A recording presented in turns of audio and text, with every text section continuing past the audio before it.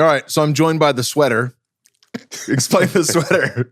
I guess in the radio industry, like the back in the day, the woman that would be in the radio studio for like the morning drive time, they're referred to as the sweater. Why does she have to be a woman, Kurt? I don't know. I don't assign these roles or come up with any of this stuff. I didn't even come up with a moniker. Okay, I love it. All right, so you're going to be the sweater today. I'm going to talk for 90% of this, and you're just going to chime in with little tag words here and there. I'm pretty sure that'll end up being how it goes. All right, so one of the things here was I'm joined by Kurt Shrout, as you know, since you clicked on this podcast, who's been a longtime friend. We'll unpack all that. You told me before that you only wanted to come on the show as an intellectual and not as a friend of Kyle Kingsbury. You didn't want to just come on the podcast because you're my friend, and that's the only reason you're here. So I want to be clear. The only reason you're on today's show is because you're my friend. That's it, buddy. All right. Let's get that out of the way. I'm getting hot over here. Yeah. Rip my sweater off. Kurt, you are one of the most fascinating dudes I've ever met. And I mean that with 100% sincerity, even though I'm going to bust your balls today. We met on a tour for the troops in 2010 with... was that only 2010? Uh-huh. Wow. Chris Lieben, Ed Herman. Mike Swick. Greg Thompson. That's right, Greg Thompson. Yeah, that was a good tour. That was not a good tour. That was not a good tour at all. That was the very first tour I'd ever done. So a long time ago, I was in the Marine Corps. We'll unpack all that. Come on, I like to do this like a Tarantino movie where I back and forth. Start with the end, then we go back to fill in the middle, and then we actually finish with the real ending. Right. So can we do the origin story of how we met? Yes. On the tour for the troops. All right. And then we'll get to you being a Marine. Well, I guess it's important that they know you're a former Marine, not an ex-Marine, a former Marine. Former Marine, yeah. And that's relevant to the story. That's why you do the tours. That's why I started setting up the tours for the troops. So I became very good friends with Nate Quarry, who was on the original season of The Ultimate Fighter, along with Mike Swick. And so I found myself in a position where I could give back to the military that I had gotten so much from, especially knowing a high-level professional athlete. So I started setting up tours of UFC fighters and BJJ experts, Brazilian Jiu-Jitsu experts, to go and visit the troop station overseas, run seminars with them, autograph sessions with the athletes. And so the very first tour I ever did, it was Mike Swick, Chris Lieben, Ed Herman, Greg Thompson, and we went to Europe and the Middle East. And our Europe stay got extended because volcano in Iceland. Everyone was grounded. Right. And so, and so it was a nightmare. Well, we had a tour bus. That fucking everyone and their mom had been in. And our tour bus driver, Mike, who I think is still working for the military, German guy. And the stories that he has. He had taken everyone from Toby Keith recently in that bus to the Rolling fucking Stones. Right. Had been in that bus. Right. I mean, this was a $400,000 tour bus. This was not like, a rented school bus. It had like showers, rock stars. It had beds, it had couches, it had everything. A DVD room in the back. Right. With couches that Lieben could hide beer in between the cushions with. No. Let's talk about that tour. Let's talk about what made it difficult. So what made it was the very first tour I'd ever done.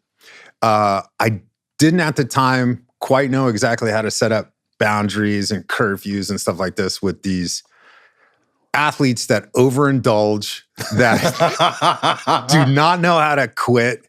And especially because part of the tour got canceled because of the volcano, there was a time period where I think 50% of the people on that tour were drunk for 2 days straight, and so that was very difficult. And I did not like that. Not one bit.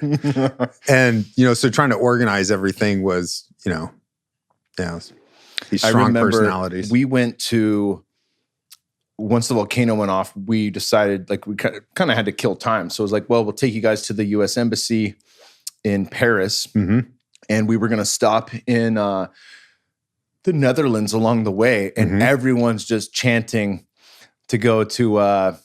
Cafe. Fucking city. Yeah. Amsterdam. And you were like, there's no way in hell we're going to Amsterdam and it's off route and I'm never letting you guys out in Amsterdam. So I was like, well, we at least got to hit a cafe. And well, I don't want to say how we got there, but an address was given to us by someone who knew what was up.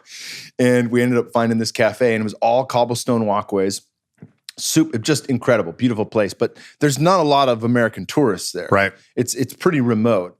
And the base we were on felt like The Shining. Yeah. Like it was fucking empty. It was completely empty. I was half expecting kids to come through on a tricycle. Like it was fucking weird. Yeah. But we get out to the cafe, and I love this story.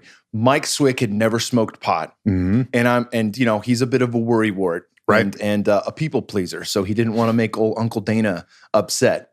And I was telling him, everybody's like, come on, Mike, we're going to hit the volcano. We're going to a cafe. So we get in the cafe, and he's petrified somehow word's going to get back to Dana that he's smoking weed, which is like, you're in the fucking Netherlands. Who gives a shit, right? Well, we get in there, and we were pretty recognizable because Chris Lieben has red hair and is covered in tattoos, and Ed Herman's covered in tattoos, and also he's a natural ginger. And I'm tall, and Swick's a recognizable guy. He's been on TV a lot. So the guy recognizes us from behind the weed counter. He's like, UFC. And Swick freaks the fuck out. And we all have to grab him and be like, dude, it's cool. It's totally cool. So they give us all the weed we want for free. There's volcanoes at every little coffee table. We grab a seat. They bring it out. We load it up. We start filling bags. And Swick's taking giant pulls. Oh. And he's like, I don't feel anything. I'm not getting anything. I'm not high. And I'm sure you guys were responsible and said, well, no, let it kick in. Is that what happened? That's not exactly how it went down. We'll do it again, Mike. Yeah. I was like, maybe pump the brakes, because I was fucking blasted. And we all go for a walk as we come out. And we're kind of wandering aimlessly through the streets. And Swick, still claiming not to be high, marches straight into a McDonald's, probably the only McDonald's they have, and orders half the fucking menu. Is fully engulfed. And I'm like, I want to drink. I want to see the town. And we go to a bar, and it's like the record stopped. I'm sure we told you about this, but the record stops. We're looking around. The only guy who looked like us was the fucking security guard at the front door. And he was like, you guys aren't from around here, are you? And we were like, shit, no. I was like, no, man. I was like, why is everyone so young? And he goes, well, everyone that's your age, they've already been to the bars. The legal drinking age here is, that's okay. You can cough. It won't mess up the audio for anybody listening in the car. Let's edit that out. No, we're not going to edit that out. And I'm going to make sure of it. 100% unedited episode. And he's like, so they're 16 years old here. That's the legal drinking age. He goes, I do a pretty good job of IDing, but a lot of people have fake IDs or their older siblings' IDs. So that means there's fucking 13 and 14-year-olds in this bar that we're at. And by the time they're in their late teens, they go to the cafes. And then by the time they're in their late 20s, 30s, they're just fucking grabbing wine and weed for the house. They're having friends over. They're not going out anymore. It was fucking awkward. It was like a Twilight Zone episode. And we tried dancing, and then we ended up moving on. Great story. So we move on. Compelling. We get to the U.S. Embassy, and do you remember? Well, hold on. There's another part of this story. So I didn't go out with you guys that night. Like, I was tired. I was exhausted of you guys, not of being in Europe, because that's awesome. That's a goal for everyone. So, and about 3:00 in the morning, Swick knocks on my door back at the barracks, and he's like, "Hey, we lost Ed Herman." That's right. He's somewhere in one of these three countries, because it was a border country that you could have been in Germany, France, or Netherlands. And I was like, I don't care. I really don't care anymore, Mike. I don't care if we ever see Ed Herman again. And I just closed the door and went back to bed. And the look on Swick's face was like, I can't believe you're not going to help. And I was like, I was mortified. I'm done. But in all fairness, like, I love Ed Herman. He's phenomenal. Eddie's a great dude. Yeah. Where were we at when we had the grape scene with me and you? Which airport was that? So that was in not Kuwait. It was in UAE. And so we had finally got to the Middle East, and it was on a dry base where you could buy alcohol on base. You weren't supposed to take it out into town, although there were hotels out in town where you could get alcohol. And at the hotel that we were staying at, It's called Moving Picks. Moving Picks. Moving Picks. And there ended up being a wedding reception in the like ballroom there. And you and Herman got invited to it. That's right. So Herman and Kingsbury decided, hey, we're just going to stay up all night with this party and drink. And so by 7 o'clock in the morning, because we had a flight, and the flight we were going to was Abu Dhabi.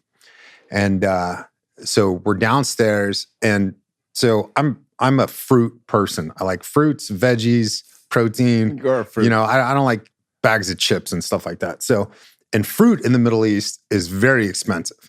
And so I had a bag of grapes that I probably spent like $20 on, you know, for, you know, half a pound kind of a thing. I love how you're building this up.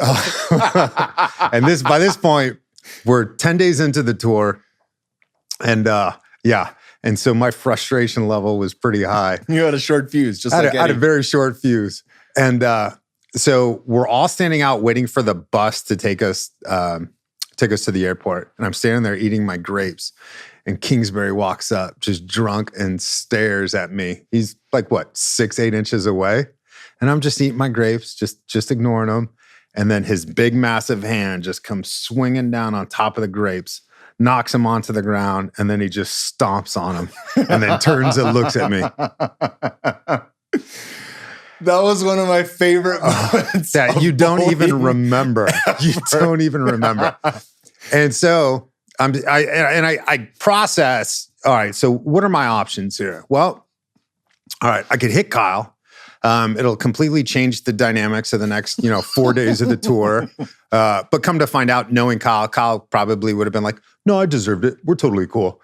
And so I was processing, what I should do here. And in that moment, Greg Thompson and Mike Swick come running over, and they both knew to quickly separate us. And Swick grabbed you, Greg grabbed me, walked me off, and Greg just goes, I know. Don't worry. I know. Like, I didn't even have to explain. And, and then as soon as we got to Abu Dhabi, you had to get plugged in to get rehydrated. Mm-hmm. So you went straight to I wanted the IV, give me all the B vitamins. Yeah, because you were so dehydrated. Who would have saw that coming? I don't know. Yeah. No one could foresee. Middle East. What was to happen. Drinking, not water. Yeah. Yeah, and I think it was probably like 120, 125 degrees. It was hot while we were there. Without a doubt. So we that's where we meet. And then, what's great about that is Swick got me on that tour. Mm-hmm. While I was on that very first tour, who was the guy who got busted for pot? He fought. He was he got busted for having a grow operation. Anyways, he couldn't go on this next tour, which was with a different company, with Pro Sports MVP. Oh. So that opened up a slot for me. Swick was going to go. He was going to spend the night in Frankfurt, Germany, and then go right on this next tour. Oh, that's right, because you went back to back. Yep. And so I got the, via email, and Swick again with the invite, I got to go on this next tour, which is through Pro Sports MVP, which is how I met my wife later on. Not on that exact tour, but a year later, my wife-to-be, I would meet on a very tour for the troops. Mm-hmm. So, yeah, because you were on that one with Tom Lawler when you met Natasha, right? I don't know that might have been a different tour that Tom was on. The tour that I met Tosh was just me, Tosh, Amber Nicole Miller, and Mike Swick. Okay. Swick was on all these. He was a regular out there. Yeah, surprisingly. Swick was great. With his cans of tuna fish. Yeah. And no garlic. There's no garlic. There's no garlic in this. Hey, you're going to take us the quickest route to the club, right? You're not going to drive us all around. And I think this guy's fucking with us. And the He's taxi trying to make cab. a couple extra bucks. Yeah. He wants a couple extra euros. Get out. Yeah. Yeah. All right. So let's backtrack this. Okay. What made you want to go into the military growing up? So I was an absolute buffoon in elementary school, middle school, high school. I didn't know how to be a student. I didn't know how to learn. I didn't know how to behave. I was angry. But I also knew that college is an essential part of life. You're not, very few people out there are going to be able to make it, have a financially successful life without incorporating college. Everybody in my family went to college, and so I didn't want to be left out. And You're a real 1%er, Kurt. Well, so just like the Shrouts, every single one of my cousins have degrees or advanced degrees. There are multiple PhDs on the Shrout side of the family, so there's like 15 cousins. PhDs, there's lawyer, they're just an impressive group of people. And if we're all in a room together and you line us up from dumbest to smartest, the dumbest person in the room is going to be my brother. And then I'm next to him, right? And really, it depends on what we're talking about. I might be the dumbest person in the room. So they're just great motivators of don't be complacent. This is in your genes. You can do this. If you just work and you can accomplish your educational goals. So I knew I had to go to college, but did not have discipline. I didn't know how to behave as an adult. And I also come from a military family. My grandfather served in World War II. He was a bombardier, flew on multiple missions, flew on the Berlin airlift, shot down twice, start off in the Army Air Corps and then the Air Force. And so I need to follow in these footsteps. So I joined the Marine Corps, picked the Marine Corps over any other service because I thought it would look better on a resume, and you would look better in a uniform. Come to find out, it really doesn't matter all that much. What matters is that you did it, that you're a veteran, that you served. And it's definitely a benefit. So I picked the Marine Corps because I was hoping to learn how to be an adult, teach me to show up on time, because I didn't know about punctuality. And it worked. Now, I was still an incredible idiot as a Marine. Thank God I had amazing superiors. Otherwise, I got in trouble left and right. Even what kind of stuff would get you in trouble when you're in the Marines? Oh God, this is how dumb I was when I was 19. So everybody knows about, going AWOL. Well, they don't call that in the military. It's UA, unauthorized absence. And so I went missing for 36 hours. And so I was in Cincinnati. I was supposed to be back at like 7:00 on a Sunday night. I didn't show up until 7 a.m. on a Tuesday morning because of a woman. And so my life could have been destroyed because of that. Absolutely destroyed. But I had Major Ridgway, who was my headquarters squadron commander at the time. And our receiver was called non-judicial punishment. I was restricted to the barracks for 30 days. But I still ended up, a couple years later, I was promoted to NCO. I became a corporal. So it didn't completely curb my career, and I could have re-enlisted. I don't know if I would have been able to stay in for a full 20 with that on my record, but I definitely would have been able to enlist 4 years for another 4 years. But I got out because it was just, military is a hard life. And the people that do it for 20 something years I'm impressed, especially, in the Navy and the Marine Corps. Just because of the amount of deployments that you do, you are constantly overseas. That's their mission, is to be gone. So I did that, got my college money, got out, went to college. Yeah. And you were a math major in college? I studied math. I wasn't a math major. My degree's in history. I studied the ancient Near East. Ancient astronaut theorists contend. No. You're not one of the ancient alien guys? No. Oh. No. Okay, I got that wrong. No, that's not me. There has to be evidence for something in order but for me to math look goes at into that. Like, how could they construct the pyramids? Oh, absolutely. But it doesn't, just math. Because you can't answer that question, aliens is not you don't go to the God of the gaps. All right. Because you don't know the answer. Therefore, it's got to be the superpower. We can agree on that. Yeah. We'll get to some stuff we disagree on. Oh, I'm sure. Going. So what do you learn in college that's not in your fucking school book? College, especially with history, for me, it was learning how to learn, how to do research, how to find evidence. And so it's not necessarily about being lectured to. That wasn't my experience. I'm sure that's a lot of students' experience of the teacher tells you what you're supposed to think and write. But I went to Sonoma State University. One of my professors, history, was an archaeological Ph.D., archaeology. And so he wasn't a historian. He dug in the dirt. And if you don't find the evidence in the dirt, therefore, whatever theory is out there, or idea, not theory, whatever idea is out there, if there's not evidence, then don't bother looking at it. It's a wasted point. So it was about learning how to learn and how to critical thought, and not just accepting what you've been told, but to evaluate that information. So yeah, I loved it. Granted, a history degree is really just a degree in reading and writing. You could go to the library and learn everything that I learned. For $2.75 in late fees. Right. That's right. charges. Will hunting. Yeah.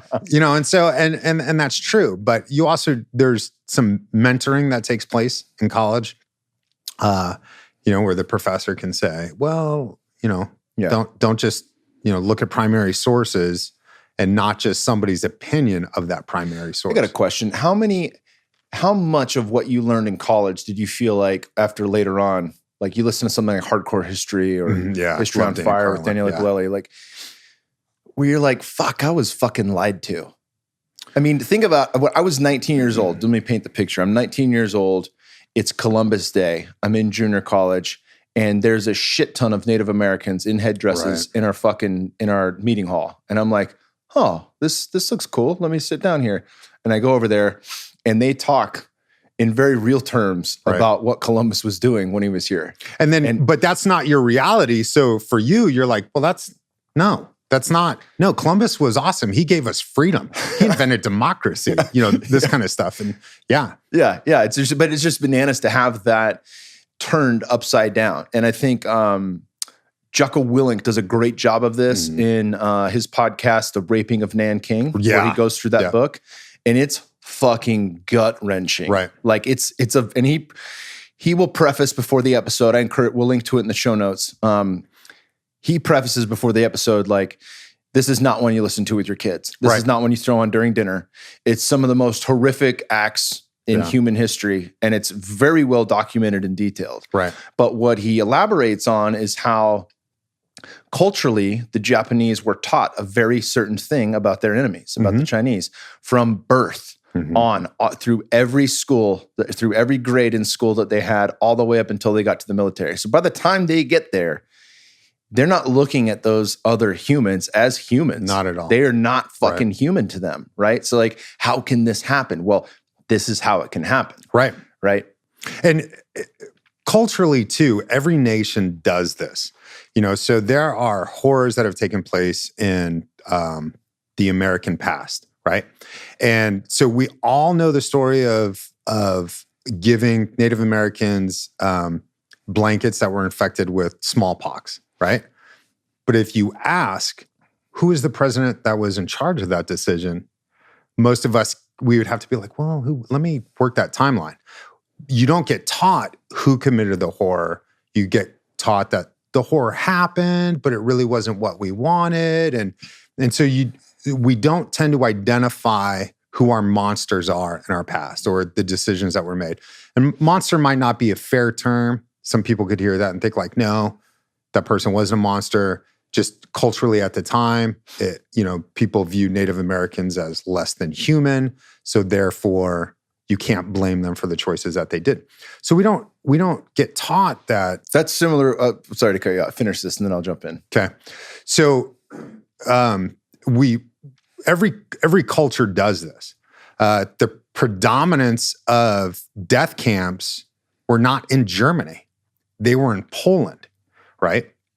So there's an aspect of the German culture that if you were to talk to them about World War II and the Jews and the Holocaust, that there's this pretty big consensus. And there's a book by Ernestine Schlantz that was written, I don't know how many years ago. Can you say his name in a German accent? No. It's a woman, and she was married to former Senator Bill Bradley.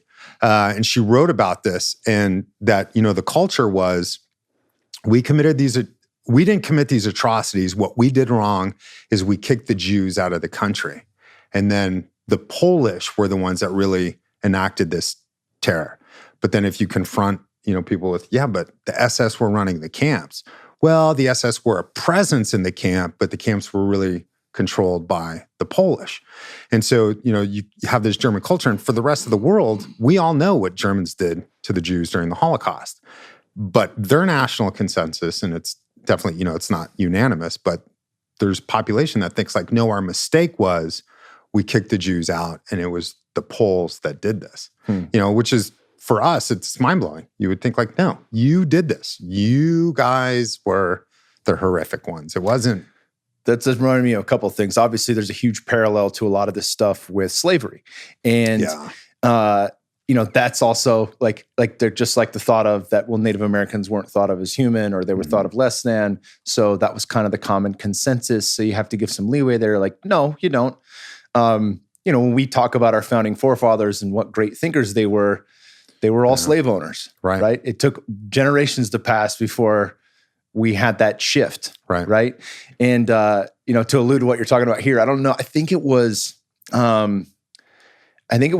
Chelsea Handler, who I haven't watched much of, but I got her baked on one of her shows. So I watched a few episodes of her things. And I think she was touring the South and asking different people what they thought of slavery. And there was people answering on camera, maybe this was like 2016, so only a couple years ago.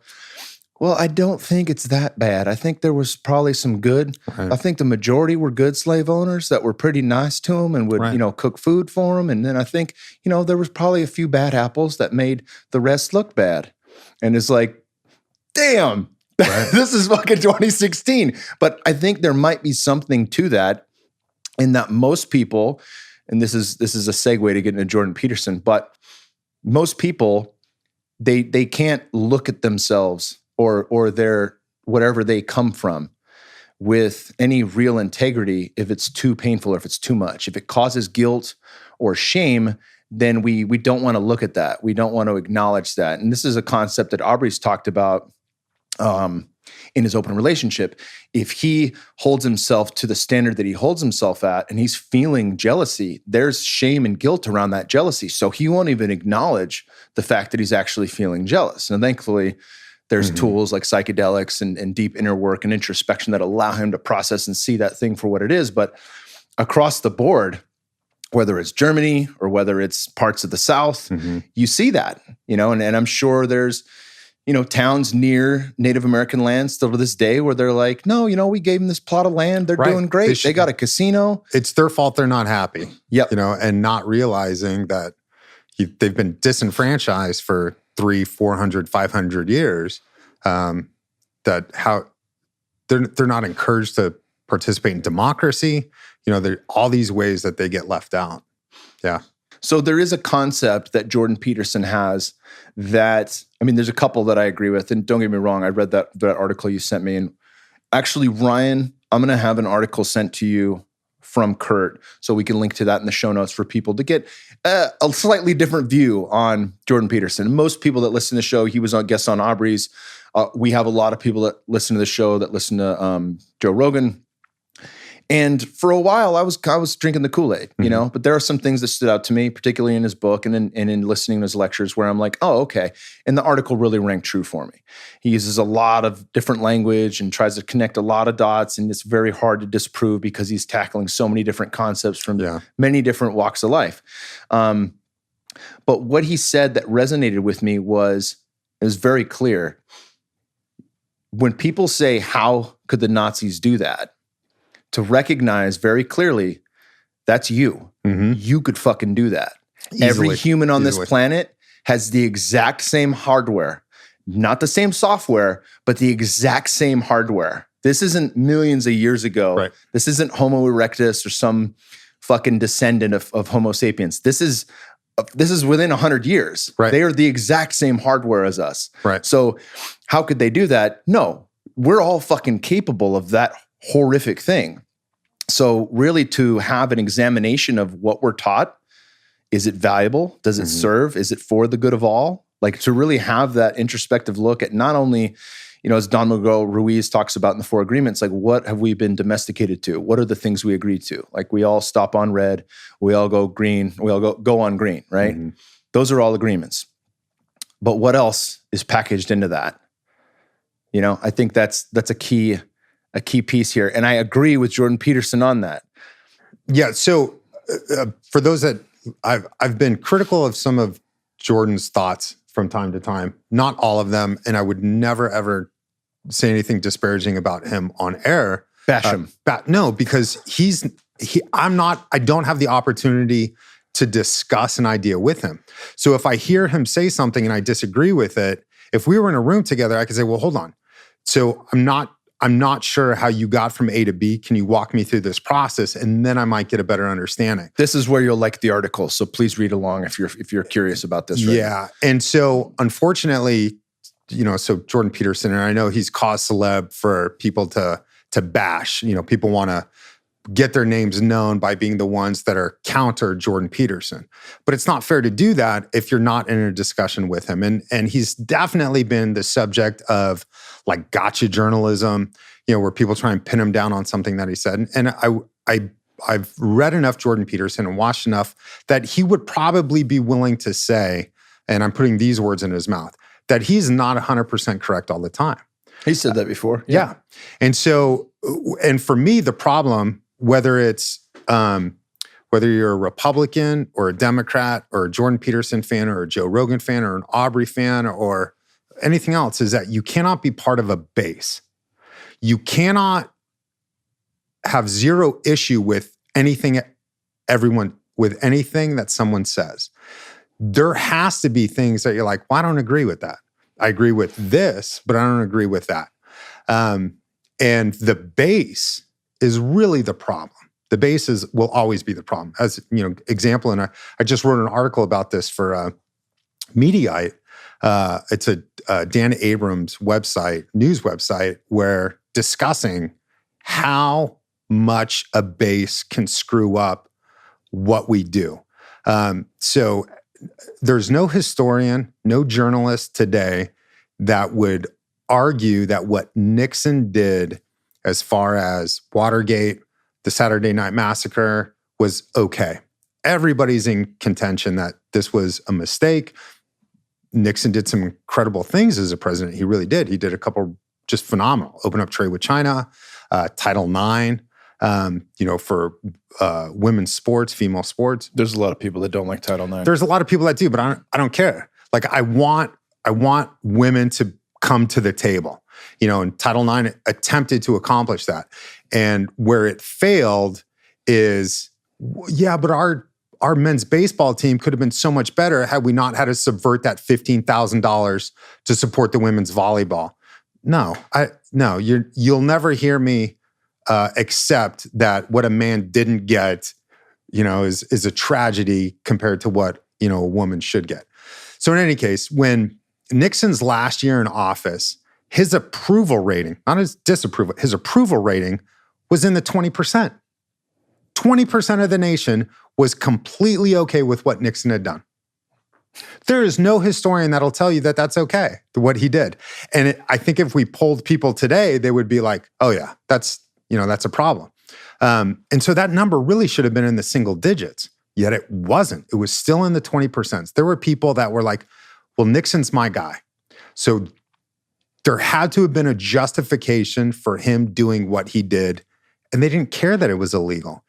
And we see this with every single president. People will always, when Reagan apologized for the Iran-Contra affair, like, in my heart, I still believe this to be true. He gives this national interview that I did not know what was happening. People accepted that. It's hard to imagine that a president did not know that that was taking place. And it doesn't matter if it's Clinton, Obama, Trump, W. Bush, H.W. Bush. We make excuses for our politicians. We make excuses for our intellectual thinkers. There are people out there that have never heard anything that Jordan Peterson said as being incorrect. Mm. Well, if Peterson's one of the first people to admit, I'm not right all of the time. And Peterson does do a great job encouraging people to go out there and read and look at stuff. He's not telling you he has, the secret source that you don't get exposure to, like some cults. He encourages this, yet you still have a base that's like, nope, he's perfect. He's 100% correct. And I think that's sad, because all of us, you have intellect, you have the ability to think, you have the ability to process. And if you're just willing to accept what somebody says without verifying or without doing your own exploration, then you're not really serving much. You're not providing a thought to the conversation. Yeah. What do you think of, this will probably be the last of Jordan Peterson, but there's a concept here that trickles into other concepts. So I want to bring this up. What do you think of his main thought process that life is chaos and order? So that's a really interesting one. Because if you talk about chaos and order, if we look at it in terms of physics. So if I look at the sun right now, I would say that the sun is order. It's not chaotic. It's nuclear fission. It's providing this radiation, allows the earth to exist. But those are values that I have identified, right? I have assigned a value. Prior to the sun existing, it was forming. Well, why isn't that order? And so when the sun explodes, that's not chaos. That's just the next process. It's not beautiful. It's not ugly. It's not order. It's not chaos. It is entropy. It is change. But there is no order or chaos. It's just doing what nature says to do. If a tornado hits Iowa, and I don't want that to happen, and lives are lost, we have a negative assignment to it. But the earth doesn't care. That's just that tornado has to exist because of the natural laws of earth, airflow, heat, humidity. All these things taken together create tornadoes, create hurricanes. If they're destructive, that's bad. We don't like it. But it's just a natural part of things. And so there isn't an order and a chaos. Peterson's is more about, your life, and not necessarily about, the laws of the universe. Right. Yeah. And I would agree with that. I think that parallels, I think in his book, 12 Rules for Life, he gets a little too far into the Bible than I'm familiar with. Right. But heaven and hell, I do think of as constructs of our lives right now and manifest. So what we go through here on earth is, our perception directly places us in one or the other. Mm-hmm. Life is good or it's bad. And for people who look through the filter of life is chaotic and life always has me down and I have bad luck and you fill in the blank, I think there is a bit of that self-fulfilling prophecy. And anyone you've met who is an Eeyore or a downer who can't seem to get their shit together, they will constantly find ways to affirm that very belief. Right. And the same is true on the opposite end of the spectrum, right? You can have somebody who really nothing gets them down because they have a good head on their shoulders and they have a way of reframing and rethinking whatever the thing is, right? So with that, and then of course, even in Buddhism, like their teaching is about the end of suffering. Mm-hmm. Like we are born into suffering, and this is the human condition. Life is suffering, and we have that as the human condition. But there is a way out if you we try take to these mitigate steps. the suffering of others. Yep. Don't. Yeah. I just don't know if how much energy should be lost in assigning a value to that. If I need to change an aspect of my life, I don't think it benefits me to say like, well, my life is chaotic right now. Yeah, the labeling of shit doesn't make a damn bit of difference. I don't think that you can have an ordered life. I think that you can be on a path to improve your life, to always trying to attempt to improve your life. But it's not, there are things that you could do to make it chaotic, whether you are living in drama, drug issues, family issues, stuff like that. That there's bad drug issues. You're right. Opioids or when you're taking them and it's not needed to. Mm-hmm. Absolutely. But it's for most of us who don't have destructive lives, or I don't see a benefit to labeling it as that, as opposed to I just need to improve. I need to be on a better path, and it's not about order or chaos. It's just about having a way. Very well stated, my brother. Let's drop into politics here. Never been discussed on the show before. Right. What strikes me, and you live in Portland, and there's, that's kind of if anyone's seen Portlandia, which is a mockery It's of Portland, 100% correct. it is awesome. It is really fucking accurate. They nailed it. They did nail it. Yeah. And so culturally there, I can see kind of some reasons that's a very left place, right? But having a military background, coming from military descendants, a long line of people that have been in there, that's typically more conservative, more right wing. How have your politics been shaped over the course of your life? What has really brought you to where you're at today, and what are those values? So I think a lot of it, falls back to the history. Okay, I believe this, but why do I believe that? Let me look into it. There's been numerous times that I've written articles, whether it was politics or MMA based, where I had this idea of the path of research that I wanted to be on, and then you're presented with evidence that's to the contrary. Oh no, by the stats, Dominic Cruz should beat TJ Dillashaw, even though you have that gut feeling TJ should win that fight. But once you break it down, like odds are favorite, it ends up being that Dominic should be the one that wins that, as an example. And so with politics, I think, and we're moving into the holiday season, and you always see these things on social media or news reports that, it's the holiday season. Don't talk about religion. Don't talk about politics, right? Because these are the things that disrupt families. Why? It's not what you're talking about. It's how you're talking to each other. And so my path on politics has never been about, I need to tell you why you should be thinking something different. It's not that at all. I try and look at, research-based positions, and therefore why I have this view that I do, and not dictating that you need to have the same view, and want it to be a conversation. So if it's the holidays, and I've got far-right family members, I've got far-left family members, and then trying to figure out, like, how can we communicate about these issues where you're feeling heard and that I'm feeling heard. So if I go into it thinking like, I really need to explain to my sister why it's okay to own a gun, she might not be willing to hear that.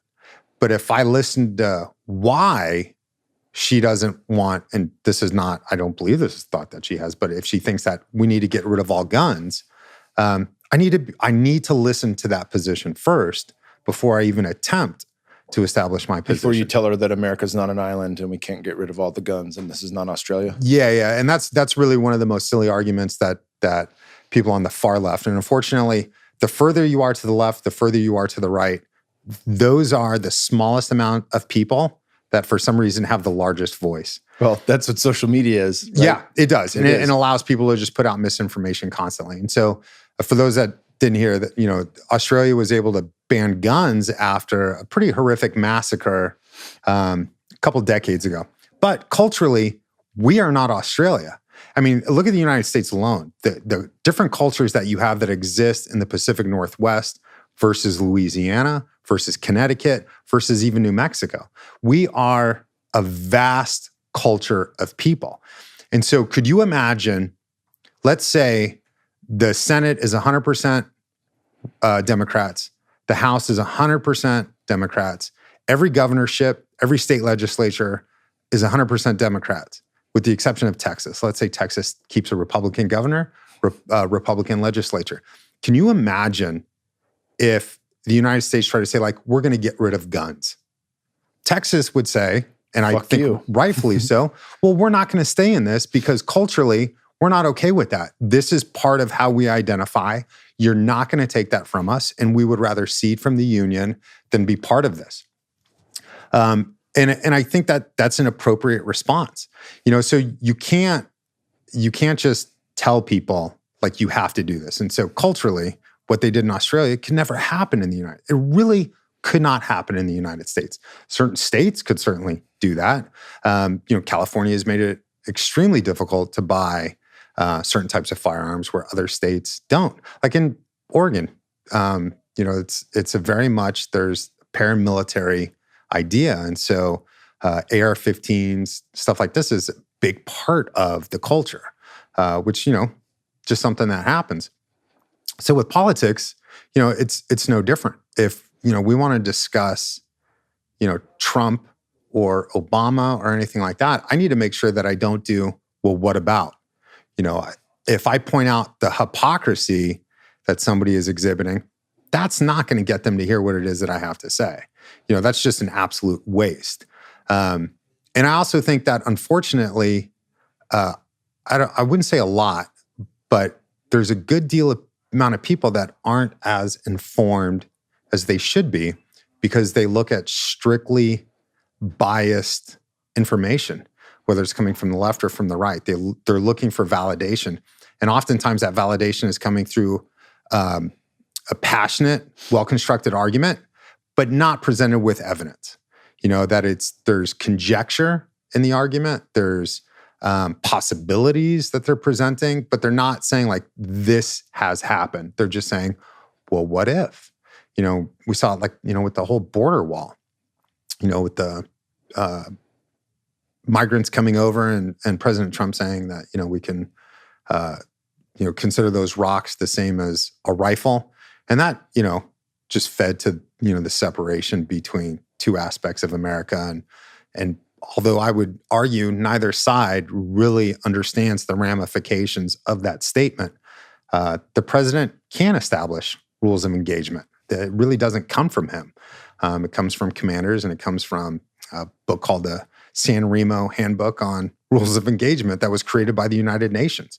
You can't just shoot at people because you want to, and so, the left gets all up in arms. The right, says, no, that should be able to happen. And it's just, not necessarily the case, but it's because they don't have that access to, not that they don't have the access to information, but they don't want to look to that information to see if they should be viewing it in a different way. So what are some core things, some core beliefs that you're down with that differ, that one might be on the right, one might be on the left, that make you more centered? Because I think most intelligent people are going to be somewhere closer to the middle than these extremes, left and right. My biggest problem always is when somebody tells me that one of the biggest threat facing America is another American. Like, I can't stomach it when a conservative tells me that America's problems are liberals. I can't stomach it when a liberal tells me America's problems are conservatives. Because it's not true. And, for the most part, a lot of us believe in like this sense of tribalism, but the political tribalism that's taking place is extremely detrimental. As an example, if you tell me your position on abortion, I now know where you stand on man-made climate change. I know where you stand on Black Lives Matter. I know where you stand on a vast number of issues that are completely unrelated to each other on the Second Amendment. None of these things have anything to do with each other. And that's really unfortunate. Everything should be able to stand alone and not have you be 100% on board, because that tends to be the position of your side. Yeah, I'm red or blue, and that checks off all the fucking boxes for me. And that's out just, of the gate. Oh gosh, that's detrimental. That's so detrimental. There is no correlation between man-made climate change and the Second Amendment. There's not. So you should be able to look at one and have it stand alone compared to these other things. I have a great story to jump in with that it's very quick. Donald Cerrone was in town and he was here at Onnit. And, we just got a nice big lifted Tundra, which I'm sure he would have approved of. But at the time I was driving my Prius, which sticks out like a sore thumb here in Texas, right? And he sees me get into it and he just looks over and he shakes his head and he goes, "What are you, a fucking liberal?" Mm-hmm. And I laughed so hard. And I was like, why? Because I fucking like the environment, or because I want to save on gas? Right. What kind of shit is that? It was hilarious. But that's the thing. Like, if you care about the environment, if you think we have a hand in this, right, then automatically you're a progressive far left piece of shit who doesn't want anyone to own their guns, and fill in the blank on all that other stuff. Baby killer, you name it, right? Which is so ironic, because the whole start of conservatism with Teddy Roosevelt was conserving the environment. He enacted these national parks, wanted to protect hunting grounds and waterways so that way we could fish. We could be stewards of the land. And then it got a way of, no, we should get oil, or one of the first things that Reagan did when he came into office was took solar panels off the roof of the White House that Jimmy Carter had put up, because wanting to establish, America's righteousness with having fossil fuels, which is odd. It's very odd, and so it's that weird juxtaposition of these ideas that they just don't fit. Saudi Arabia, as an example, largest oil producers in the world, are spending $200 billion on a solar farm. That's everything you need to know about the future of oil. If Saudi Arabia is willing to spend $200 billion on a solar farm, we should reevaluate. And without a doubt, the reality is in 100 years from now, hopefully less, 100% of the vehicles on the road are going to be electric powered or... You think in 100 years? My guess would, it's just I don't think so. I don't think we're running out of oil anytime soon. It's not that we're running out of oil. The powers that be. I'm not saying that we're running out of oil. Well, let's get into this too, because I'm not there is no doubt the climate is changing. Mm-hmm. I think everyone will agree to that. Nope, no matter which everyone side won't. Everyone whose opinion I value will agree the climate is changing. Okay. We may differ on how much of a hand we have in that, right? Or how much oil has a hand in that. And I've read books like The Soil Will Save Us that talks about ways we can sequester carbon through grass-fed cattle, grazing cattle versus factory farm meat. And factory farm meat, because of the methane being a far higher contributor than fossil fuels, or third world countries that burn cow patties to stay warm, right? There's an energy crisis in India, and the vast majority of people that live there need to heat their little huts, right? We saw that in Afghanistan. Yep. So is methane more than the carbon footprint that we leave? I don't fucking know, right? But do we have a hand in this? I would say yes. With that, you watch what's the documentary with Leonardo DiCaprio? Can you pull that up, Ryan? You know what I'm talking about? It's he's a Hollywood guy. He's pretty far left. It had an air of Al Gore's film, Inconvenient Truth. It had a lot of that in it. Before the flood. Thank you, Giles. But what it talked about was, and they show the prime minister of these tiny countries in Malaysia where their islands are being swallowed up by the water already. And they're basically stating that if the scientists that are proposing this are correct, in an 80-year span, we'll lose all of our coastal cities. And so refugees, even within our own country and every other major country, will become a huge issue. Hong Kong is gone, Miami, Manhattan. So if those are accurate, then I could see us switching from all right, no more fucking oil unless it's absolutely necessary. We're going to have all electric cars, those kind of things. If the estimate is off, even by a little, I see the powers that be holding on as much as possible to fucking oil. Yeah, well, oil generates a profit. Clean energy, however you want to define it, whether it's wind, nuclear, solar, it's not a profit-driven industry. So people aren't making trillions of dollars. I don't think that you would ever get a nation that has as many billionaires as Saudi Arabia does based off of solar energy or wind energy or nuclear energy. It's just not going to happen, And I think that as time goes by, technology will allow us to harness these energy sources a lot more efficiently, which means that you don't have to have all the effort that's involved. So when people are calling for coal to come back, there's not a good return on the dollar in investing in coal energy. It's just not. And so companies, why would I invest $1 on that only to make $2 when I can invest $1 in oil and make $5, something like that? So that's why coal is going away. It just doesn't make money. Now, eventually, although I guess even though I said, these clean energies are not profit-driven industries, eventually there'll be the shift to it because of the fact that there's enough damage to the earth that possibly from oil, that we need something that we can have all the energy that we want and people aren't having to waste money on it. So it wouldn't be driven from money made, but from money citizens are able to save and therefore spend on something else. So for a capitalist market, you kind of do want people spending money on something other than heat, food, stuff like that. When I want you to buy a TV, where your options are a tank of gas or a new video game. Yeah, let's figure out a way to get rid of the tank of gas as an issue, so that way you can buy the new video game. I think that'll eventually. You familiar with Milton Friedman? Oh yeah, yeah, fucking excellent dude. Oh yeah. Well, I'll find a video that we can put up in the show notes. He's an old school guy.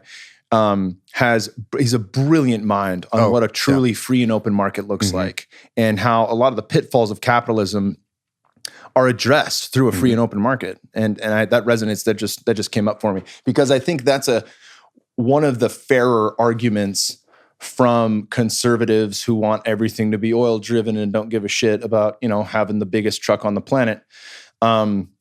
Is let the open market decide. Right. And so true conservatism. Let's let technology be the mover on this and really redirect. And I don't think, you can love fast cars, but the second you get in a fucking Tesla, you're like, good God, this is the fucking dopest futuristic car I've ever fucking been in, and it's lightning fast, So I think that those are clear indicators that we are heading in that direction. Oh yeah. Yeah, without a doubt. So one thing we haven't discussed, which is kind of going off topic compared to where we've been, is jujitsu. Yeah, and I definitely want to get this in towards the end here. And that, you're like 57 right now. Yeah, I'll be 58 next September. No, you're not. No, 47. 47. Yeah, that was good. I only give you an extra 10 years there. When did you get into jujitsu? And how's the fucking course of your career gone? Because you're dealing with injuries and shit like that. You still train. You're inspiring me because I'm 37 and I've got a fucked up knee that happened in jiu-jitsu. Yep. And anytime as a dad, as a father of 3, and I'm a father of 1 who wants more kids, anytime you can't walk or you can't fucking move and play like a normal human, that I am coming to a crossroads where I'm not sure if I want to press on down that road, but you're doing it right now. So let's talk about that. So there's always that idea of, training smart. We all know train smart versus train hard. I've definitely noticed as I've gotten older. So for us, there's always been strength training and conditioning training. And now I'm realizing that I have to incorporate training completely designed to prevent injury, which is outside the norm of physical activity. So if you've got 45 minutes on a Monday and you're like, well, I can go hit, some squats. I can blast out the legs. Great. You now have stronger legs. But at my age, it's about, well, I've got 45 minutes. Let me make sure I'm doing the exercises that will prevent me from being injured whenever I'm doing explosive behavior. And I need that in jiu-jitsu. I just recently had my first knee surgery about 5 weeks ago out of a 47-year life of physical activity. I started boxing when I was a kid. I lived in Thailand and fought Muay Thai over there. And then I transitioned into jiu-jitsu because of I'm tired of being punched and kicked. Like the gentle art. Like it's rough, but a bad day in jiu-jitsu means that I get tapped. And, and then you reset, you shake hands, and you start all over again. Bad day in, MMA or Muay Thai or kickboxing, boxing is you're going to get punched in the face for, 5 to 10 rounds. And so if you have a bad day where timing's off, you're just getting your life shortened by continuing for that hour. And your quality of life. Even if you live to 100, nobody wants to be a vegetable for the last 40 years. Right. Yeah. Don't want that at all. So I got into jiu-jitsu when I was 30. I started training with David Terrell in Santa Rosa, California. That's a good first coach. Oh my gosh, what a monster. What an absolute, and he still is. His jiu-jitsu career at the time, he'd never even been scored on in a competition all the way through. He did an appearance at Abu Dhabi Combat, ADCC, back in, I want to say 2001, somewhere right around there, where he lost in the semifinals to Saulo Ribeiro. And I think it was by an advantage or ref's decision. Dave will be the first to tell you that, but prior to that, Saulo did, suplex him, twice prior to points being able to be scored. And in fact, there's this, You can watch the highlight video of him competing at that tournament. So he was just always a monster. And that was a very mat tough school. Like it was not the gentle art. It was pretty rough. You got a young Nick Diaz in the house too, right? Oh my, I can tell you, like at a Gracie Open, so it was a local San Francisco tournament. That the very first one that I went to, at one point there was like 8 matches going, and everybody in the crowd got up and moved to one quarter of the gym. And so I was asking, like, what's going on? And they were like, Nick Diaz is over there. He was a blue belt at the time, I think like 16 or 17 years old. And the entire place wanted to go watch him compete. And of course, he dominated. You know, the kid's a monster. I think when he was 19 is when he just started tapping, like, you know, these upper black belts in competition without much problem. And these guys both came out of, Dave Terrell and Nick Diaz came out of Cesar Gracie School. Cesar is just one of the best. One of the interesting aspects of it, I think, is, you know, your ego. You know, with jiu-jitsu, we always say, hey, check your ego at the door, and your ego's not your amigo, and all these little silly phrases, which I kind of disagree with now that I'm a little bit older. I think that your ego is not a positive or a negative. It's definitely a yin and a yang. It's both. That you need your ego to improve. And it doesn't matter what it is. If I want to be a better husband and a better father, that's my ego saying, hey, correct this. If I want to get better at jiu-jitsu, that's my ego. And my idea isn't, I want to be better than other people. It's that I want to be better than I was. That is still your ego. And I can remember Dave asking me after training for like a year, he goes, don't you ever get tired of getting tapped out? And you're like, nope. Yeah, I was getting tapped out by everybody. And, you know, I've got these long arms. And so, like, if you're new to jiu-jitsu, if you train for 4 weeks, you're going to be able to armbar me just because, you know, I'm this lumbering buffoon.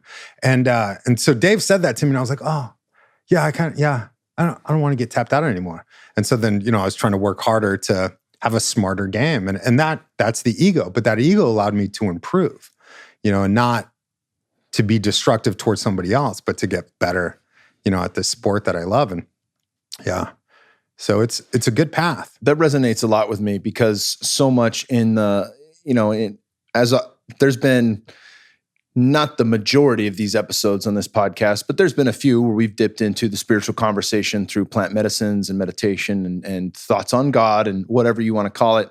But there, you know, it's, and I don't mind shying, like I'm not trying to shy away from that stuff, even though that, like politics, is hard for people to grasp sometimes. Mm-hmm. That there's no conversation that's off limits in my boat.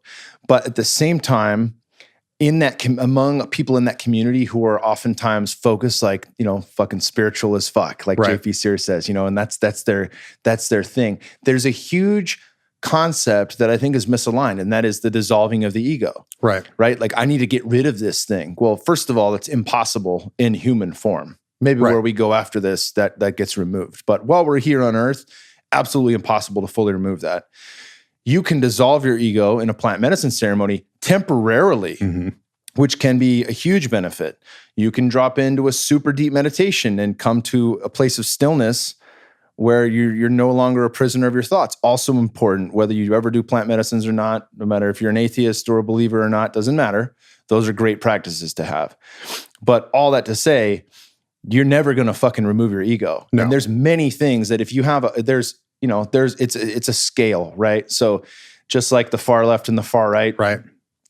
Too little ego, you're probably a pushover and a little bitch that doesn't, you know, like doesn't have a backbone. Too much ego, you're probably a little bit self-centered, narcissistic, mm-hmm. and you don't listen to other people or hear what other people are saying, right? But somewhere in that medium, somewhere in the middle, you can find common ground and balance in what you want to gain out of life. How, you know, there is a spark, there is drive to be better, to do better for yourself, but there still is that ability to kind of let go, to surrender, to listen to others, to maybe change your mind, maybe right. admit that, oh, fuck, I was wrong there. You know? Right.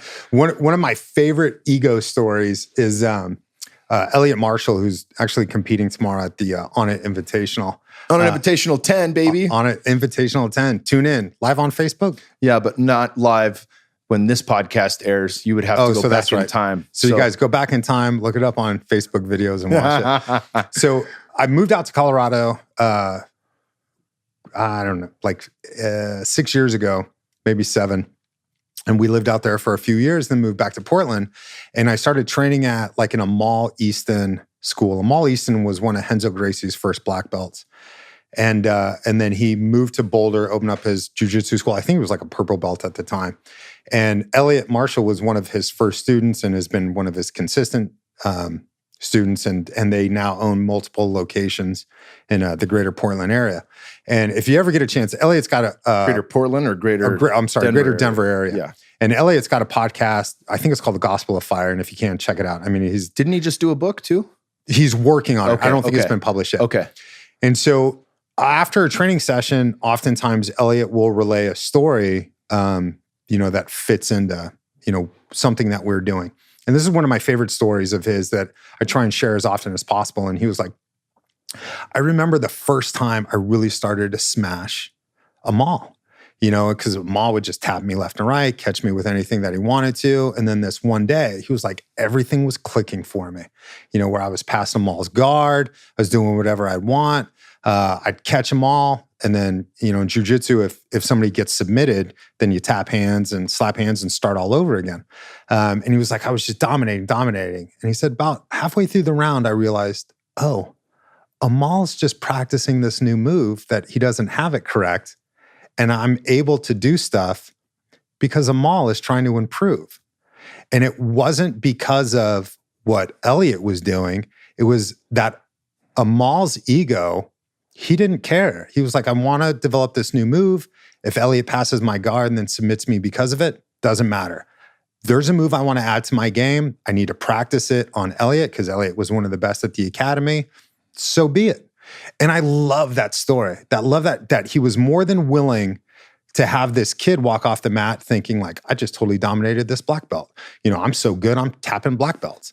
But Amal didn't care. And for most of us black belts, like we don't like being submitted. Our ego comes into play in a negative way of like, oh, that purple belt caught me or that brown belt. We don't typically get very upset when we get caught by other black belts. But if you get caught by a purple belt, then, you get a hang up on it for a day or 2 days or something like that. Amal didn't care. Amal was willing to let this, this 230-pound snot-nosed kid, do whatever because Amal wanted to add something to his lexicon of moves.